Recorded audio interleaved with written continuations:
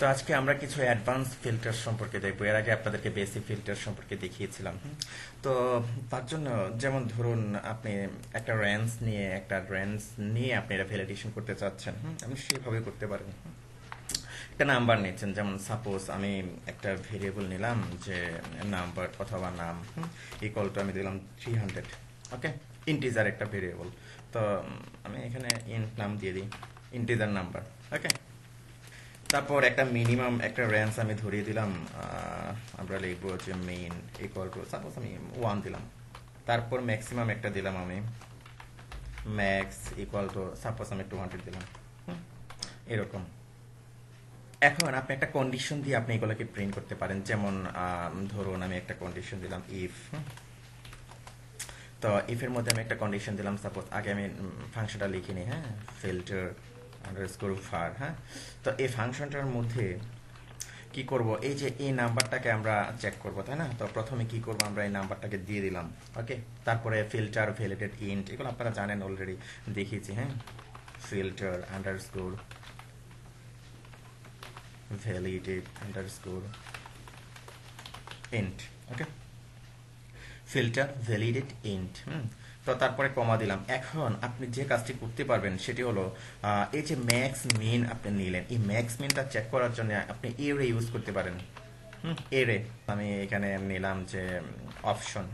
তো অপশন নিলাম। তো অপশন নেওয়ার পর আমি এখানে এটার মধ্যে অ্যাসোসিয়েট করবো, অর্থাৎ আটটা এরে আমি এখানে নেব। অর্থাৎ আমি ম্যাক্স মিন যেহেতু আমি চেক করব এখানে, তাই না? তো আমরা লিখবো যে মেইন আন্ডারস্কোর রেঞ্জ। ওকে, মেইন রেঞ্জ।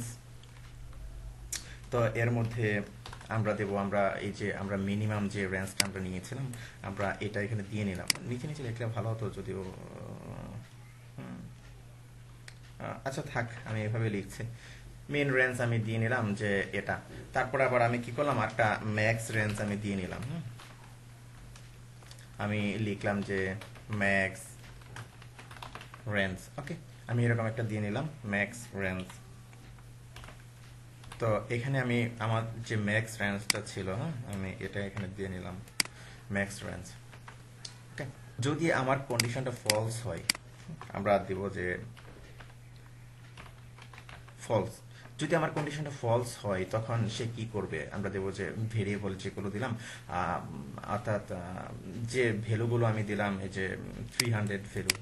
তো আমরা এখন কন্ডিশন দিতে পারি এরকম যে ইট ইজ নট ভ্যালিড, অথবা তারপরে সে দেখাবে এলস দিয়ে যে ভ্যালিড। আর যদি ভ্যালিড হয় তখন দেখাবে যে ভ্যালিড। অর্থাৎ কন্ডিশন যদি ফলস না হয়, অর্থাৎ ট্রু হয়, আমরা লিখবো যে it is valid, it is valid.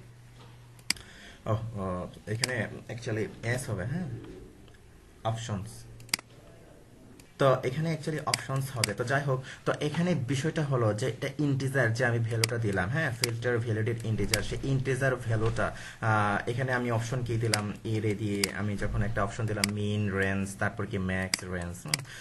যদি মিন রেঞ্জ এবং ম্যাক্স রেঞ্জ যদি এর মধ্যে না হয়, আচ্ছা আমি এটাকে আরো সুন্দরভাবে লিখে, আমি কিন্তু ফলস না দিই, আমি এখানে দিই এটাকে ভ্যালিড, আর এখানে দিই যে ইজ নট ভ্যালিড। তাহলে জিনিসটা আরো তাড়াতাড়ি বুঝবেন ভালোভাবে আপনারা। তো এইখানে দেখুন আমি এরে নিয়েছি একটা, হ্যাঁ, তো এরে নিয়ে তারপরে এর মধ্যে যে মেইন রেঞ্জ তারপরে ম্যাক্স রেঞ্জ আমি কি সেট করে দিয়েছি। তো এই ধরনের এরে নিয়ে আপনাকে কাজ করতে হবে যখন আপনি ওয়ার্ডপ্রেসে কাজ করবেন, এইভাবে। তো যাই হোক, এখানে কি করেছি, আমি মেইন রেঞ্জের মধ্যে মেইন ভ্যালুটা দিয়েছি, আর ম্যাক্স রেঞ্জের মধ্যে আমি ম্যাক্স ভ্যালুটা দিয়েছি। অর্থাৎ এই যে 1 থেকে 200 এর মধ্যে যদি আমার ইন্টিজার ভ্যালুটা হয় তাহলে কি বলবে যে it is valid range, valid range. আর যদি না হয় it is not valid range. Okay, এরকম কি এটা শো করবে। তো এখানে আমরা দেখছি যে এটা কি 300 এর মধ্যে না, তাই না? আর তো এখানে আমরা দেখছি যে এটা 200 এর মধ্যে না, এটা 300। তার মানে কি এটা ইনভ্যালিড হওয়ার কথা। তো আমরা যদি রিলোড দেই আমরা এখানে দেখব যে it is not valid range, কারণ কি এটা 200 এর ভিতরে না। তো আমি যদি এখানে এটাকে আমি জাস্ট 100 করে দিই, তার মানে কি এটা রেঞ্জটা ভ্যালিড। অর্থাৎ আমি কি মিন রেঞ্জ দিয়ে দিয়েছি 1 আর ম্যাক্স রেঞ্জ দিয়ে দিয়েছি কি 200, তাই না? এই দুটার মধ্যে অবস্থিত। 100 100। তো আমি এখন যদি আমি রিলোড করি তো আমি দেখবো যে ইট ইজ ভ্যালিড ফ্রেন্ডস। তো এভাবে আপনারা ভ্যালিড করবেন।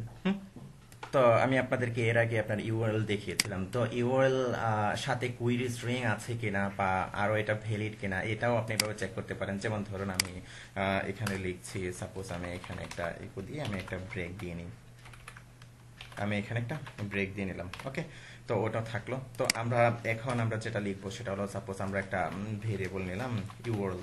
তো ইউআরএল এর মধ্যে আমরা যে কাজটি করব এখন, আমাদের এখানে ট্রেনিং উইথ লাইভ প্রজেক্ট আছে, আমরা এটা কি করে নেই। হ্যাঁ, আমরা এর মধ্যে আমরা http দিয়ে আমরা এটা দিয়ে নিলাম। ওকে, গেল। তো তারপর আপনি এটাকে ফিল্টার করবেন ওই জাস্ট আগের মতোই। হ্যাঁ, এই যে ইফ কন্ডিশন দিবেন আপনি এরকম। আমি এটাকে কপি করে নিয়ে আসছি। হ্যাঁ, কপি করে নিয়ে আসার জন্য আমি এটাকে রেখেছিলাম। তো যাই হোক, তারপরে ইফ কন্ডিশন হবে, তারপরে একটা এলস কন্ডিশন হবে। তো এখন এই যে আমরা এটাকে নিলাম, তাই না? তো এখানে আমরা ইউআরএল দিয়েছি, তাই না? আমরা এখানে ইউআরএল দেব। ওকে, তারপরে ফিল্টার ভ্যালিডেট, তারপরে এটা হবে কি ইউআরএল এরকম, তাই না? তো এটা পাশে এর সাথে আবার কুইরি স্ট্রিং আছে কিনা। কুইরি স্ট্রিং মানে কি? তো কুইরি স্ট্রিংটা হলো অ্যাকচুয়ালি যেমন আমরা এই যে এটা নিয়েছি, তাই না? এর সাথে আরো কিছু আছে কিনা, আপনি কিছু পাঠাচ্ছেন কিনা। যেমন ধরুন আমরা এখানে এরকম লিখতে পারি যে কোয়েশ্চেন query equal to কি, সাপোজ এরকম আপনি পাঠাচ্ছেন কিনা। হ্যাঁ, অথবা সাপোজ আপনি এখানে দিলেন যে স্ল্যাশ index.html এরকম দিয়ে আপনি জাস্ট এরকম পাঠাচ্ছেন কিনা। এর আগে আপনাদের দেখিয়েছি কিভাবে আপনি এগুলো নিয়ে কাজ করবেন, এভাবে ভ্যালু স্ট্যান্ড করে কিভাবে গেট মেথড দিয়ে ধরবেন, আমি দেখিয়েছিলাম। তো যাই হোক, এখানে ফিল্টার ভ্যালিডেট কি দিলাম, ইউআরএল দিলাম। তো এখানে কোয়েরি স্ট্রিংটা আপনি কিভাবে চেক করবেন, লিখবেন যে এরকম আবার ফিল্টার, তারপরে আপনি এখানে আন্ডারস্কোর দিবেন, তারপরে লিখবেন যে ফ্ল্যাগ। হ্যাঁ, ফিল্টার ফ্ল্যাগ আন্ডারস্কোর দিবেন, তারপর লিখবেন কুইরি, তারপর আন্ডারস্কোর দিবেন, তারপর এখানে লিখবেন রিকোয়ার্ড। ওকে, কুইরি রিকোয়ার্ড আপনি কি দুটো দিয়ে দিলেন, আপনি এটাও ভ্যালিডেট করে নিলেন যেটা রিয়েলি যে আমি এসটিটিপি দিয়েছি এটা দেওয়া আছে কিনা এই ধরনের। তারপরে ফিল্টার ফ্ল্যাগ কুইরি রিকোয়ার্ড। হ্যাঁ, অর্থাৎ এই যেরকম আমি আপনাদের যেটি দেখিয়েছিলাম index.php or html তার কোয়েশ্চেন মার্ক দিয়ে আপনি স্ট্রিং দিয়েছেন কিনা, কুইরি স্ট্রিং দিয়েছেন কিনা। যদি এরকম দেয়া থাকে তখন সে ইকো করবে কি, আমি স্মল লেটারে লিখছি এটা, তখন সে ইকো করবে যে ওয়েবসাইট ইউআরএল ইজ ভ্যালিড, অথবা আমরা এখানে লিখবো যে দিস ইউআরএল ইজ ভ্যালিড। ওকে, তারপরে যদি না হয় তখন আমরা ইকো করব যে ইকো, আমরা এখানে লিখবো যে ইট ইজ নট ভ্যালিড এরকম লিখবো, অথবা ইট ইজ নট ভ্যালিড, অথবা আমরা লিখবো যে এখানে it has not query string. হ্যাঁ, it has not query string. তো এরকম আমরা করে দিলাম এটাকে। অথবা ভ্যালিড ইনভ্যালিড আপনি লিখতে পারেন। ওকে, তো আমরা কি করি, উপরেটাকে রিমুভ করে দিলাম, এটা আমাদের এখন আর রাখার দরকার নেই। এখানে এই যে এখানে একটা আমি ব্র্যাকেট দিয়েছি, এখানে একটা দিয়েছি, সুতরাং এখানে আরেকটা ব্র্যাকেট হবে। তো okay fine, it has not query string, তার মানে কি আমরা ওইরকম একটা কুইরি স্ট্রিং আমরা দেইনি। হ্যাঁ, অর্থাৎ এটা query required flag, filter flag, query required. যেমন সাপোজ আপনি এইগুলো পাবেন কোথায়?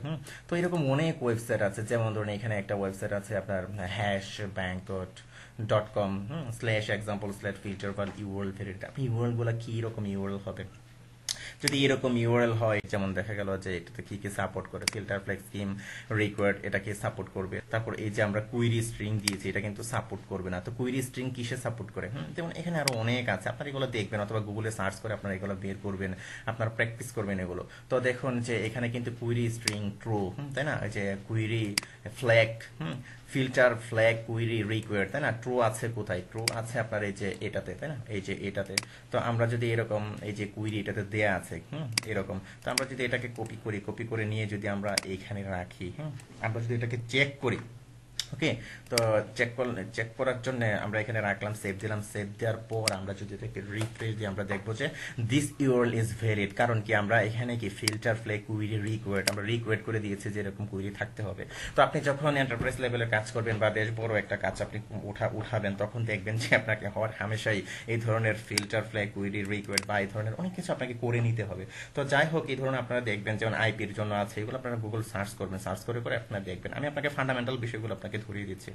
তো ওকে ফাইন, ধন্যবাদ।